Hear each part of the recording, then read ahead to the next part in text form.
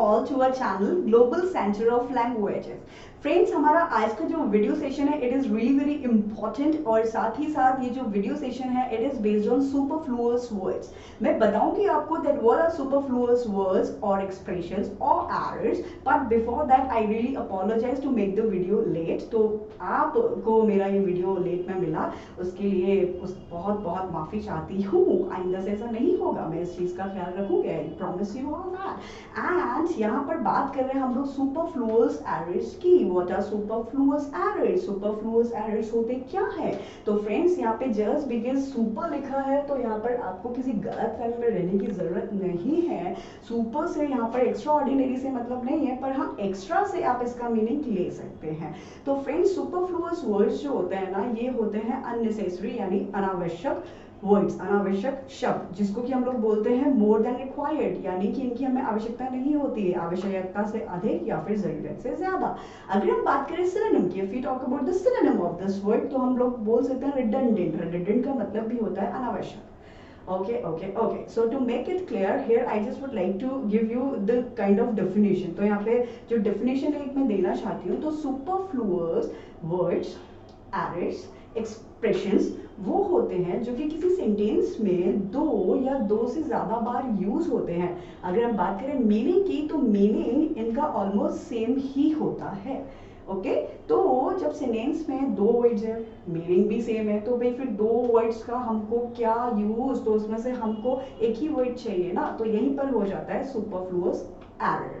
Friends, if we talk about spoken part, अगर हम बात करें स्पोकन की, तो भाई आप जब भी बोलते हैं ना, तो बोलने में if you make a mistake, अगर आप कोई मिस्टेक करते हैं, so it can be easily overlooked, इसको हम अनदेखा फिर भी कर सकते हैं. But when it comes to written part, जब ये बात आती है हमारी लिखने की, चाहे वो लेटर राइटिंग हो, चाहे वो ईमेल्स हो, तो it can create a problem for you all. तो ये हमारे लिए प्रॉब्लम क्रिएट कर सकता है.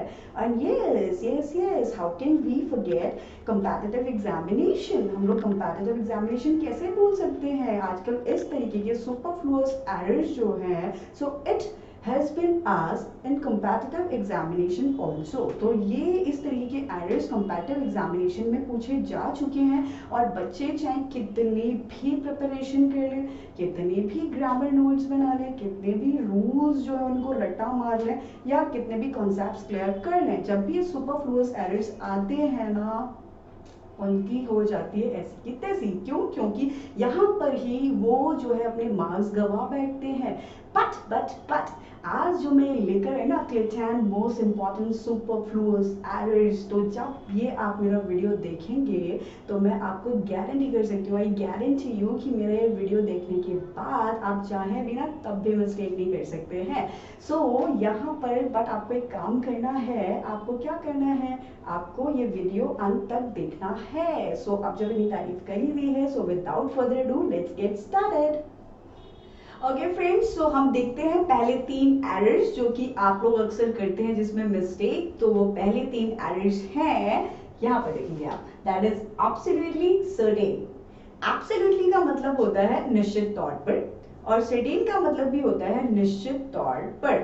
Okay so let's take a look example. तो हम लोग जो है वो एग्जांपल देख लेते हैं. एग्जांपल से आपको पता चलेगा where you people make mistake, आप कहाँ पर गलती करते हैं.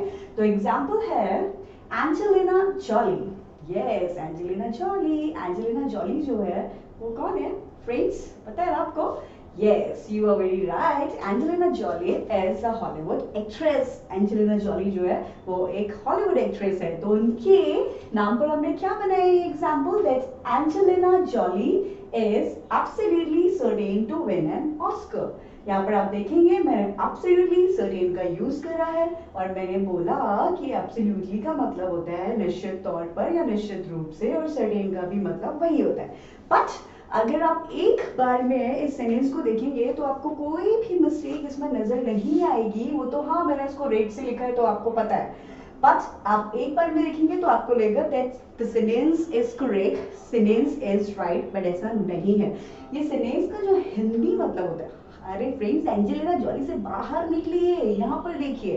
Yes, Angelina Jolie is absolutely certain to win an Oscar. इसका हिंदी मीनिंग होता है कि भाई एंजेलिना जॉली जो है उनको ऑस्कर जीतना ही जीतना है, निश्चित तौर पे जीतना है। तो भाई जब निश्चित तौर पे मैंने बोला कि एक निश्चित तौर पे लग चुका है तो एक एक्स्ट्रा या सुपरफ्लुअस निश्चित तौर क्यों लगाना? यस, ये एक्स्ट्रा है, ये सुपरफ्लुअस है। सो टू मेक इट करेक्ट, इसको करेक्ट करने के लिए व्हाट वी डू, हम लोग क्या करेंगे, हम लोग करेंगे एक सुपरफ्लुअस को कट। तो यहाँ पर we will cut absolutely and the correct sentences will be, जो करेक्ट सेंटेंसेस होगा वो क्या, जो करेक्ट सेंटेंस होगा वो क्या होगा, that is Angelina Jolie is certain to win an Oscar। ये हो गया हमारा बिल्कुल करेक्ट वाला sentence. Now let's talk about our next sentence. अब हम बात करते हैं अपने नेक्स्ट सेंटेंस की and that is during the war period. During the war period, during का मतलब होता है दौरान और वॉर पीरियड का मतलब होता है युद्ध की अवधि के। तो यहाँ पर युद्ध की अवधि के दौरान, ये है हमारा नेक्स्ट सुपरफ्लुअस या फिर इसके बाद वाला सुपरफ्लुअस। तो इसमें गलती क्या है, आपको कोई इसमें भी मिस्टेक नहीं लग रही होगी, आई नो दैट, पर जब मैं बताऊंगी तब आपको भी पता चल जाएगा। आप देखेंगे एग्जाम्पल में, दैट इज चाइना। अरे आजकल बहुत चल रहा है ना India China war war war, तो मैंने वही ले लिया that China played dirty tricks. यहाँ तक कोई खराबी नहीं है फ्रेंड्स, सब कुछ बहुत बढ़िया एकदम करेक्ट है। That is China played dirty trick. China ने एक बहुत ही घटिया चाल चली। कब चली? ड्यूरिंग द वॉर पीरियड, युद्ध की अवधि के दौरान। यहाँ पे गलती क्या हो गई फ्रेंड्स? गलती ये हो गई दैट जो ड्यूरिंग है, पीरियड का मतलब होता है अवधि, और जो ड्यूरिंग है इसका मतलब होता है दौरान। पर ड्यूरिंग में एक और चीज हिडन है। ड्यूरिंग का मतलब पूरी अवधि होता है, पूरा पीरियड होता है। तो एक ये पूरी अवधि, पूरा पीरियड्स का हमको ज्ञान कराता है, बोध कराता है। तो उसके लिए एक्स्ट्रा पीरियड लगाना सुपरफ्लुअस हो जाएगा, यानी कि डबल हो जाएगा, एक्स्ट्रा हो जाएगा, नेसेसरी हो जाएगा। तो हम क्या करेंगे, हम इसमें से एक सुपरफ्लुअस जो है वो कट कर देंगे and that is period। और जो हमारा correct sentence होगा that will be China played dirty tricks during the war। बस sentence हो गया हमारा correct, कोई problem ही नहीं है ना? Okay, now let's move on to the next example। अब हम next example की तरफ को move करते हैं। हमारा जो next example है वो बहुत सारे लोग ये वाली mistake करते हैं। हम लोग हमेशा written के साथ back का use करते हैं। फ्रेंड्स अगर हम बात करें बैक की, तो बैक का भी मतलब होता है वापस और रिटर्न का भी मतलब होता है वापस आना। तो यहाँ पर एग्जाम्पल देखते हैं। अरे एग्जाम्पल में सपोज कि किसी ने किसी से पैसा लिया, वो उसको पैसा दे नहीं रहा है, और लॉकडाउन में तो भाई आपको पता ही है ना सबके हालात, कोई पैसा देना ही नहीं चाह रहा है एक बार लेके। तो ऐसे में सपोज जिस व्यक्ति से पैसा लिया है उसको भी देखिए जरूरत है ना, तो वो अपना पैसा उससे वापस मांग रहा है जिसको उसने दिया है। तो सेंटेंस जो है वो हमारा क्या है, that is you have to return my money back. तो यहाँ पर आप देखेंगे मैंने रिटर्न का भी यूज किया है, मैंने बैक का भी यूज किया है। तो यहाँ पर ये जो सेंटेंस है ये यहाँ पर अपने आप में एकदम कंप्लीट है।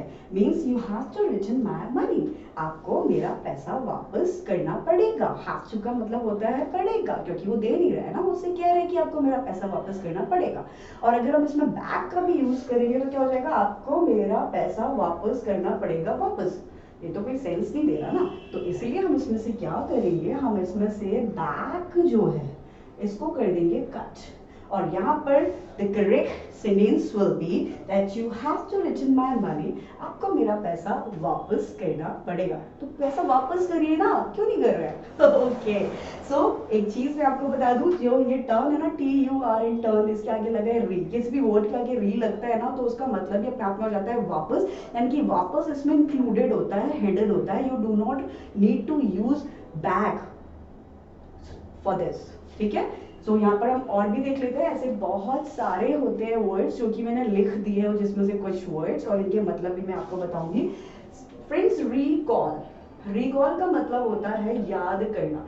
याद आप किसी चीज को मीन्स दोबारा याद करना होता है। वैसे इसका पूरा मीनिंग इसमें दोबारा यानी कि मीन्स वापस से याद करना, तो इसमें वापस जो है वो बैक इसमें ऑलरेडी इंक्लूडेड है, हिडन है। यानी कि अगर आप देखें तो इंग्लिश में इसका मतलब होता है रिकॉल का टू कॉल बैक। देखा, बैक इसमें जो है वो इंक्लूडेड है, सो आपको इसके साथ बैक यूज करने की इसकी भी साथ जरूरत नहीं है। बात करें रिवर्ट की, इसमें भी वर्ड के आगे री लगा है। रिवर्ट का मतलब होता है टू टॉक बैक, इसमें भी बैक इंक्लूडेड है, तो आपको जो है या फिर टू गेट बैक भी हम इसको बोलते हैं, तो इसमें बैक इंक्लूडेड है, तो आपको इसके साथ भी बैक का यूज नहीं करना है। Now let's talk about recede. Recede का मतलब होता है मूव, आगे से री लग गया तो टू मूव बैक। ओके, तो बैक इसमें इंक्लूडेड है, तो आप रिसीड के साथ भी बैक का यूज नहीं करेंगे। रीइंबर्स, रीइंबर्स का मतलब भी होता है टू पे बैक, तो बैक इसमें भी इंक्लूडेड है, so you will not use back with this also. So I hope friends कि मेरे ये 3 सुपरफ्लुअस एरर्स आपके समझ में आ गए हो। समझाने में मैंने कोई कमी नहीं छोड़ी है। फिर भी अगर नहीं आए हो तो बहुत सारे ऑप्शंस हैं आपके पास, स्क्रीनशॉट लीजिए भाई, नोट्स बनाइए, ओके, वीडियोस ये जो है डाउनलोड करिए, जो भी आपको पसंद है आप करिए, पर प्लीज एरर्स मत करिए। ओके, सो अब हम लोग बढ़ते हैं अपने नेक्स्ट जो और है 4 5 6 7 8 9 10 उनकी तरफ कब हम बढ़ते हैं। ओके, एरर है वो है ब्लंडर, मिस्टेक। ब्लंडर फ्रेंड्स, अगर हम बात करें ब्लंडर की, तो ब्लंडर का मतलब होता है a grave mistake, GRAVE, grave mistake. तो मैं ब्लंडर को बोल रही हूँ अ ग्रेव मिस्टेक, जिसका मतलब होता है बहुत बड़ी, बहुत भारी भूल, और मिस्टेक का मतलब भी होता है भूल। तो यहाँ पर जब ब्लंडर में ऑलरेडी मिस्टेक आ रहा है या हिडन है या इंक्लूडेड है, तो भाई फिर दोबारा से मिस्टेक को क्यों यूज करना। चलिए एग्जाम्पल देख लेते हैं। एग्जाम्पल है that Lalita made, that is Lalita made a blunder mistake. यहाँ पर हम बोल रहे हैं कि भाई ललिता से बहुत बड़ी मिस्टेक हो गई है, ठीक है। तो यहाँ पर बहुत सारे लोग ब्लंडर के साथ मिस्टेक लगाकर बोलते हैं that Lalita made a blunder mistake, जबकि ब्लंडर में मिस्टेक हिडन है, इंक्लूडेड है। So we do not need to use this mistake, this extra word, this superfluous word. तो हमें यहाँ पर इस सुपरफ्लुअस वर्ड को, इस एक्स्ट्रा वर्ड को, अननेसेसरी वर्ड को यूज करने की कोई भी नीड नहीं है। तो द करेक्ट सेंटेंस और the correct sentence will be Lalita made a blunder. Lalita ने क्या किया, ललिता ने बहुत बड़ी, बहुत भारी भूल जो है वो कर दी। सो मेरे ख्याल से आपको समझ आ गया होगा। चलिए अब हम अपने नेक्स्ट एरर की तरफ जाते हैं। नेक्स्ट एरर है रिपीट अगेन। रिपीट अगेन मेरे ख्याल से अगर 100% लोग होते हैं ना, तो उसमें से 99.99% लोग जो है वो रिपीट अगेन ही बोलते हैं। और हम कब बोलते हैं, जब भी हमें किसी की बात समझ में नहीं आती, हम सुन नहीं पाते हैं, या कुछ भी प्रॉब्लम होती है और हमको हम चाहते हैं कि सामने वाला अपनी बात को दोहरा दे, तो हम उसको बोलते हैं क्या। ये एग्जाम्पल है that could you please repeat again, means जो आपने बोला है क्या आप उसको दोहरा सकते हैं, दोबारा बोल सकते हैं। ये बोलते वक्त हम ये भूल जाते हैं कि रिपीट में अगेन ऑलरेडी इंक्लूडेड है, यानी कि दोबारा, दोहराना या फिर दोहराना इसमें रिपीट में ऑलरेडी है, तो यहाँ पर अगेन लगाने का तो कोई सेंस ही नहीं बनता। मीन्स जो करेक्ट सेंटेंस है that will be could you please repeat. तो अगेन को हम लोग कर देंगे कट। ये है superfluous word, superfluous error, superfluous expression, and correct sentence जो है वो होगा कुड यू प्लीज रिपीट या फिर could you please repeat it, जिसका अपने आप में मतलब होता है दोहराना, दोबारा से बोलना। Okay okay, so now let's talk about equally as good as. Friends, अगर हम बात करें इक्वली की, तो इक्वली का मतलब होता है समानता, okay, and as good as जो है इसका भी मतलब वही होता है। चलिए एक चीज और देख लेते हैं। फ्रेंड्स, ये जो एज गुड एज है ना, इसको मैं ऐसे सर्कल करती हूँ। इसमें मैं आपको एक चीज और बताना चाहती हूँ। अगर हमारे पास है एज, फाइन, इसके साथ हमारे पास आता है पीडी,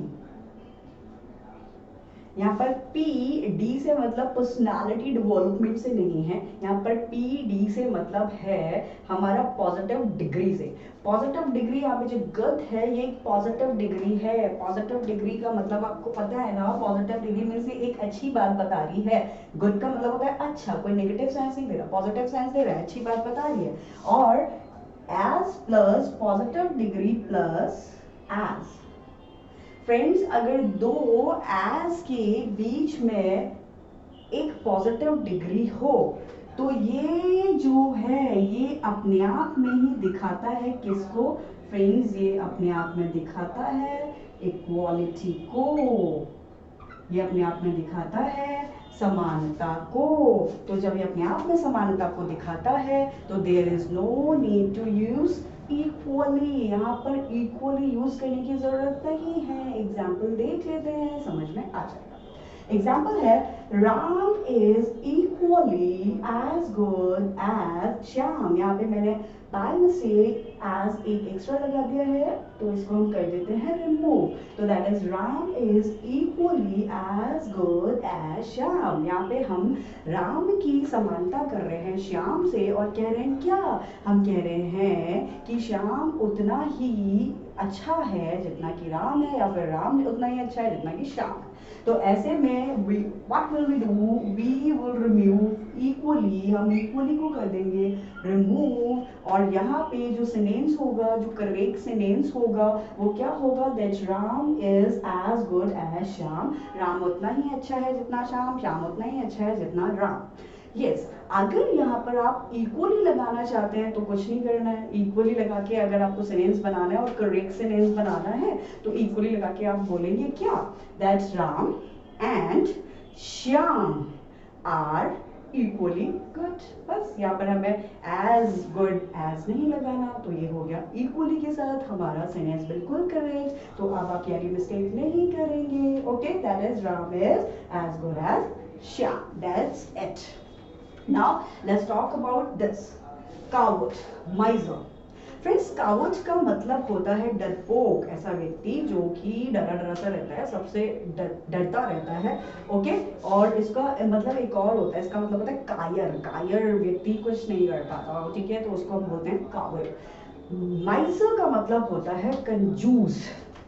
ओके, अब एक चीज मैं और बताती हूँ, जब आप बात करें कावर्ड की, जब आप बात करें माइजर की, तो इसमें मैन जो है, जो पर्सन है वो ऑलरेडी इंक्लूडेड रहता है, उसके आगे आपको मैन लगाने की जरूरत नहीं है। एग्जाम्पल देखिए, एग्जाम्पल है ही is such a coward man, या फिर इसको बोलेंगे यहाँ पे अगर हम माइजर लगाना चाहें तो ही इज सच अ माइजर मैन। तो यहाँ पर as I told you earlier, जैसे कि अभी बोला मैंने, मैन लगाने की जरूरत इसमें बिल्कुल भी है ही नहीं। क्यों? क्योंकि कावर्ड में ऑलरेडी मैन हिडन है, माइजर में ऑलरेडी मैन हिडन है, तो that is he is such a coward, he is such a miser. Okay, so ये थे हमारे कितने हो गए, 1 2 3 4 5 6 7 हो गए। अभी 3 और बचे हैं तो वो भी देख लेते हैं फटाफट से।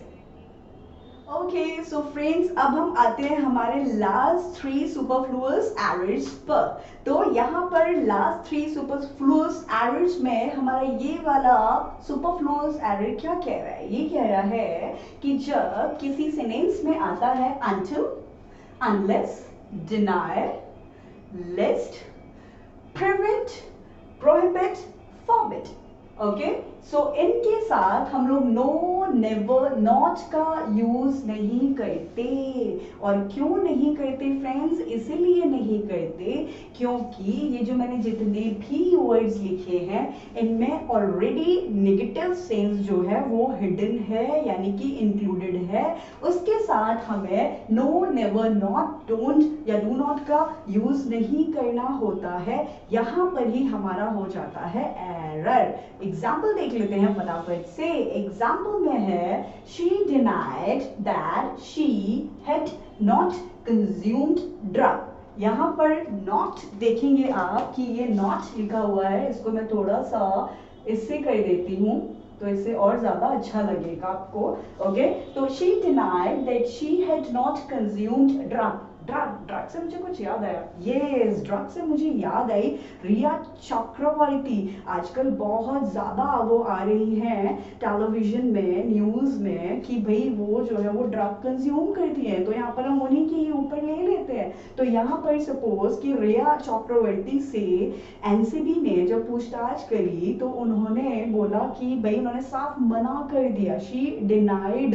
डिनाइड का मतलब होता है मना करना, नेगेटिव सेंस ऑलरेडी आ रहा है। और किस लिए मना किया? उन्होंने कहा कि भाई मैं जो है वो ड्रग्स नहीं लेती हूँ, तो यहाँ पर ऑलरेडी नेगेटिव सेंस आ रहा है, शी डिनाइड, ओके, तो मैं नहीं लेती हूँ, या फिर उन्होंने मना कर दिया दैट शी हैड नॉट। अब यहाँ पे हमें नॉट जो है वो उसकी नीड नहीं है, तो हम लोग क्या करेंगे, हम लोग जो नॉट है, to make the sentence correct we will cut this not. और हमने जो ऊपर लिखा है वो भी हमें यही बोल रहा है कि भाई जब डिनाई आता है, देखिए यहाँ पे डिनाई लिखा है, ये इसकी सेकेंड फॉर्म है, दैट इज डिनाइड। और जब डिनाई आएगा तो हम लोग नॉट का यूज नहीं करेंगे, नो, नेवर, इन सब का भी यूज नहीं करेंगे। तो she denied that she had consumed drugs, उन्होंने मना कर दिया ड्रग्स लेने की बात पर या फिर ड्रग्स लेने से।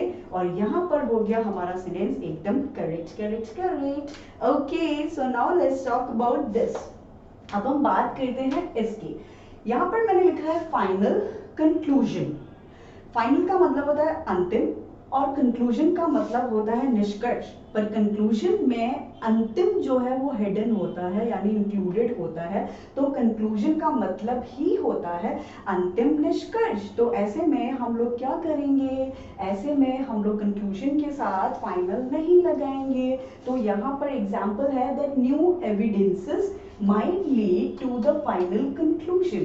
यहाँ पर जब रिया चक्रवर्ती की बात आई है तो भाई हम लोग फिर सुशांत सिंह राजपूत की बात क्यों ना करें, तो हम उनकी भी बात करेंगे। तो यहाँ पर आपने देखा कि देश की जो 3 बड़ी एजेंसीज हैं, that is CBI, NCB, ED, ये सब लोग लगी हुई हैं कि भाई कैसे ना कैसे सुशांत सिंह राजपूत की जो डेथ मिस्ट्री है उसके बारे में पता चल सके। तो यहाँ पर एक तरीके से हम लोग अज्यूम कर सकते हैं कि यहाँ पर जो न्यू एविडेंसेस हैं, हो सकता है might lead to the final conclusion, कि हो सकता है कि नए एविडेंसेस जो है वो हमको अंतिम निष्कर्ष तक जो है वो पहुंचा दें। तो यहाँ पर as I told you earlier, जो आपका कंक्लूजन है इसमें फाइनल ऑलरेडी हिडन रहता है, so there is no need to use final. यहाँ पे हमें फाइनल यूज करने की जरूरत नहीं है, so we will cut it down, हम इसको कट कर देंगे। और करेक्ट सेंटेंस कैसे बनेगा, करेक्ट सेंटेंस बनेगा that new evidences might lead to the